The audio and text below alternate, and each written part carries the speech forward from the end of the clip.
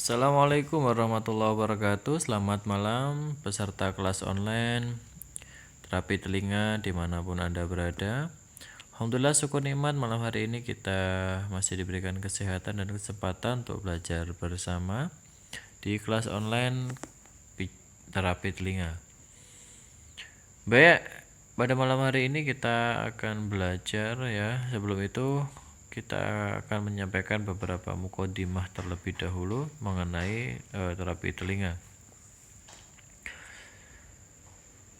Dan sebelumnya kami mohon maaf ya, tadi kita sudah berusaha untuk melakukan live via Google Meeting, tapi karena belum banyak responden, jadi kami batalkan untuk malam hari ini. Semoga untuk kedepannya nanti kita bisa belajar live ya via Google Meeting. Langsung saja untuk malam hari ini kita akan bahas tentang telinga. Nah, kira-kira nih Bapak Ibu kalau ada gambar slide di hadapan kita ini, apa yang Anda pikirkan? Ketika Bapak Ibu melihat telinga atau membayangkan telinga, itu apa yang ada di pikiran Bapak Ibu? Ya, di situ ada beberapa gambar ya yang bisa kita sedikit berpikir ya atau merenung.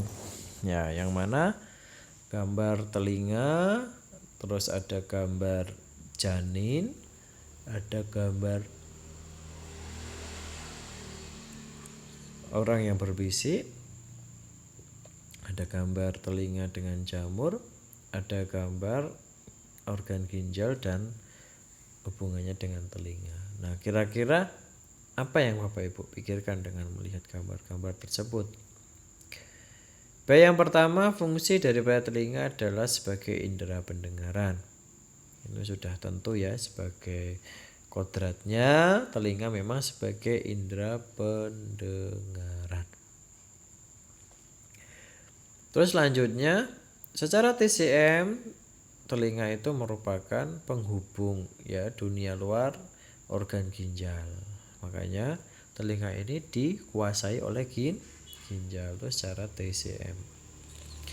Nah, kemudian setelah ada penelitian oleh Paul Nogier, ternyata bentuk telinga itu menyerupai sebuah janin dengan posisi kepala berada di bawah.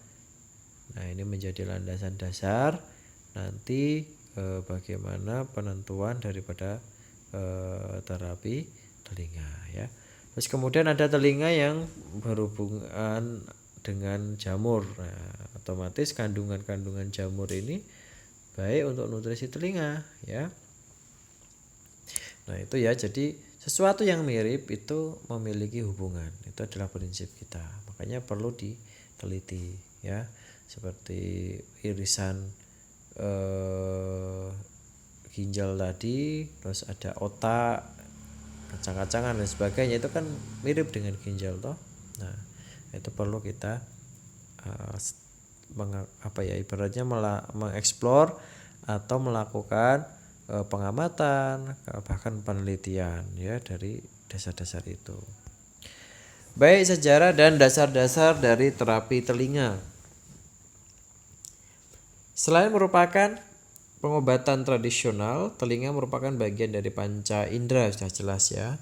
Kita yang sangat penting terlepas dari fungsinya sebagai indera pendengaran manusia, ternyata telinga kita ini juga mampu menjadi penawar gejala kelainan jasmani dan rohani yang biasa disebut dengan oticus palliativum aberratio. Terbukti banyak sekali penyakit-penyakit yang mampu disembuhkan dengan metode ini. Keunikan dari terapi telinga ya, yaitu menakjubkan dalam ilmu terapi telinga. Ya, apabila suatu organ atau anggota tubuh mengalami sakit, maka akan menimbulkan titik-titik atau kepingan pada daun telinga. Keadaan seperti ini merupakan refleks gangguan pada organ atau organ tubuh terkait. Titik atau kepingan dari reaksi positif merupakan titik utama terapi. Ya, pernyataan ini disampaikan oleh Aoi Ginjing tahun 2016. Aoi Ginjing itu salah satu praktisi telinga di Indonesia yang profesional ya. Ya, jadi memang kalau kita searching di Google itu kan muncul Oi Ginjing ya, itu salah satu ibaratnya referensi kita juga dalam terapi telinga ya.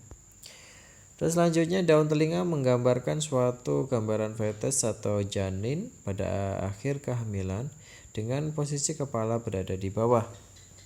Setiap daerah atau bagian daripada daun telinga merupakan pencerminan dari bagian-bagian tubuh manusia. Penyakit-penyakit ternyata bermanifestasi pada daun telinga dan sebaliknya merupakan titik-titik yang digunakan untuk pengobatan. Nah, ini ada titik akupuntur di dalam telinga. Nah, ini diteliti oleh salah satunya oleh Paul Nogier tahun 1957. Nah, kemudian para ahli dan para terapi telinga menghadiri pertemuan WHO pada tahun 1990 di Prancis ya. Salah satunya adalah Paul Nogier ya. Nah, ini sudah ada fotonya ya untuk pertemuan WHO tahun 90 ya di Prancis ya, di kota Lyon ya. Ini di sana dihadiri oleh beberapa ahli telinga, ada Dr. Terry Oleson, ada Dr. Frank Baher, ada Dr. Paul Nogier dan Dr. Raphael Nogier, bersaudara. Nah, terapi telinga merupakan sebagian dari pengobatan TCM ya, pada abad ke-4 sampai 3 sebelum Masehi. Dalam buku Huang Tenaijing dijelaskan bahwa telinga itu bukanlah organ yang berdiri sendiri, tetapi ada hubungannya dengan organ dalam. Dalam satu bab dari bab itu mengatakan bahwa 12 meridian bersama 365 titik-titiknya C dan S-nya naik ke atas terhubung dengan telinga. Dalam satu bab lainnya juga menyatakan bahwa meridian tripemanas atau TE naik ke leher lalu mengelilingi belakang telinga, kemudian ke atas telinga dan masuk ke dalam telinga, dan akhirnya keluar ke depan telinga, yaitu muncul meridian usus kecil atau SI. Masuk ke telinga muncul meridian lambung dan mengalir di depan telinga. Meridian kantong empedu mengalir dari belakang telinga dan keluar lagi ke depan telinga. Maka dari itu ya, untuk telinga ini pertemuan dari meridian yang ya. Jadi 6 meridian yang itu bermuara di telinga. Meridian yang itu apa saja? 1. Tri pemanas, 2. LI usus besar, 3. ST itu lambung, 4 itu ada GB ya. GB gallbladder atau kantong empedu. 5 ya, ada meridian usus kecil ya. Terus 6 ini ada meridian yaitu kantung kemih. Nah, jadi meridian ini bermuara berhubungan piau dan li dengan hubungan luar dalam ya. Jadi ketika ada meridian yang, pasti ada meridian yin pasangannya yang mengikuti. Itu ada hubungan luar dalam ya. Jadi kalau 6 meridian umum ini meridian yang ini bermuara di telinga, otomatis meridian yin juga terpengaruhi. Ya, maka dari itulah salah satu indikasi bahwasanya telinga ini bisa untuk sebagai media pengobatan ya, sebagai dasarnya itu. Nah, selanjutnya manfaat dan kelebihan-kelebihan pada terapi telinga. Terapi telinga ini indikasinya luas, hasilnya cepat dirasakan. Selanjutnya untuk masalah-masalah seperti gatal-gatal, ya, infeksi, alergi, eksim, biang keringat, ya, untuk P3K itu bisa mengatasi shock, kram, gangguan sirkulasi darah, penurunan demam dengan cepat, Penanganannya mudah dipelajari dan dimengerti. Ekonomis, nyaman penggunaannya serta efek sampingnya kurang. Nah, ini cara kerja terapi telinga ya.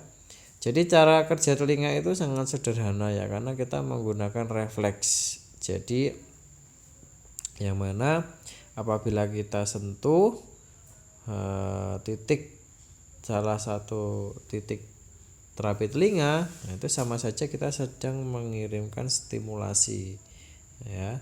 Maka dari situ kita lihat di slide ya, itu kan bagaimana misalnya kita mengambil titik liver ya, ini contoh ya. Maka cara kerjanya bagaimana ya, misalkan kita mengambil titik liver ini akan melalui saraf ya, jadi akan mengirimkan namanya itu impuls ya.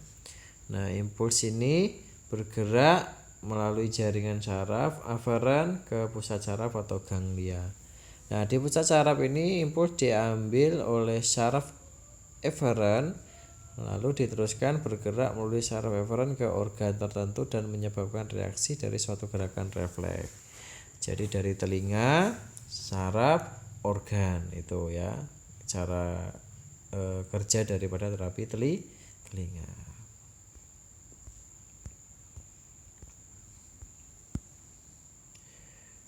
Baik, selanjutnya kita mengenal anatomi telinga luar. Nah, ini nanti yang akan kita pelajari untuk pertemuan pertama ini adalah mengenal anatomi telinga luar. Ada apa saja di telinga luar? Pertama ada lobulus. Lobulus ini ya, atau godoh. Nah, di lobulus sendiri ini nanti kita bagi menjadi 9 kuadran. Kuadran 1, 2, 3, 4, 5, 6, 7, 8, 9. Nah, di layar lobulus ini kenapa kita bagi kuadran? Karena nanti akan menentukan titik-titik di area zona lobulus tersebut ya.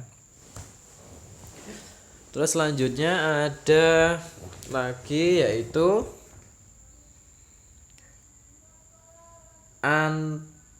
tragus, tragus dulu ya, atau sentil. Ya, ini di daerah sini ya, tragus nomor 9 kalau di sini. Terus ada lagi antitragus, itu yang ada menempel di daun telinga. Kalau yang tragus itu menempel pada kepala, sedangkan antitragus itu ya pada telinga. Lobulus, tragus, antitragus, lalu di sini ada helik. Nah, lingkaran nih melingkar nih, helik ya. Lalu ada antihelik. Ada antihelik ini seperti huruf Y ini ya. Nah, ini terus kemudian ada cekungan ini, cekungan antara tragus dan antitragus, itu namanya intertragic node. Ya, ini nomor 12. Terus selanjutnya ada area yaitu antara antihelik dan helik, yaitu cekungan di dalam yaitu skapa. Terus di antara antihelik superior crus dan antihelik inferior crus ini ada cekungan juga namanya triangular fossa. Nah, di atas dari lubang telinga sini ada namanya cekungan yang menuju keluar, ini namanya permulaan helik ya. Terus selanjutnya dari permulaan helik ini akan dibagi menjadi 2 zona. Yang atas itu namanya adalah Simba konse, yang bawah itu namanya kavum konse ya. Gitu ya. Nanti tugasnya adalah menggambar daripada anatomi telinga luar ini dan memberi keterangannya. Itu ya. Nah, ini sudah ada keterangan di lobulus, tragus, antitragus, antihelik, triangular fossa, scapa, helix, cross helix, symbaconce, cavum conce, dan external auditory meatus atau lubang telinga. Ini sudah ada keterangannya ya. Lobulus itu juga disebut dengan godoh dan mencerminkan area kepala. Sedangkan tragus itu tonjolan di atas lubang telinga yang menempel pada wajah atau disebut juga sentil, mencerminkan area kepala juga. Antitragus penonjolan di atas lobulus mencerminkan area kepala atau otak. Lalu antihelik penonjolan bagian-bagian helik mencerminkan area tulang leher, tulang belakang, tulang ekor, dada, perut hingga kaki atau superior antihelik keras. 5. Triangular fossa cekungan berbentuk segitiga antara superior antihelik dan juga inferior antihelik cross mencerminkan area perut bawah atau pelvis hingga rahim. Lalu ke-6 scapa cekungan antara helik antihelik mencerminkan area alat gerak atas bahu sampai tangan hingga bahu. Lalu ada helik lengkungan luar daun telinga mencerminkan pembungkus janin atau kulit luar. Cross helik permulaan helik mencerminkan alat pembuangan cair dan padat. Symbaconce cekungan di atas permulaan helik mencerminkan organ dalam bagian bawah. Sedangkan cavum conce cekungan di bawah permukaan helik mencerminkan organ dalam bagian atas. Ini sudah ada ya. Nah, ini untuk somatotopiknya ya. Jadi menurut Paul Nogier tadi kan telinga merupakan menggambarkan fetus yang berada di bawah ya, jadi kepala, tangan dan sebagainya. Ini sudah ada zona-zonanya ya. Baik, mungkin itu untuk pertemuan pertama ya, kita mengenal anatomi dasar dulu dari telinga. Insyaallah besok kita akan lanjutkan kembali, dan nanti setelah ini kita akan bisa berdiskusi atau yang mungkin belum jelas bisa ditanyakan. Jadi kita membahas awalnya dari tentang anatomi luar dari telinga. Gitu dulu ya, untuk materi malam ini kita cukupkan sekian. Semoga bermanfaat. Assalamualaikum warahmatullahi wabarakatuh.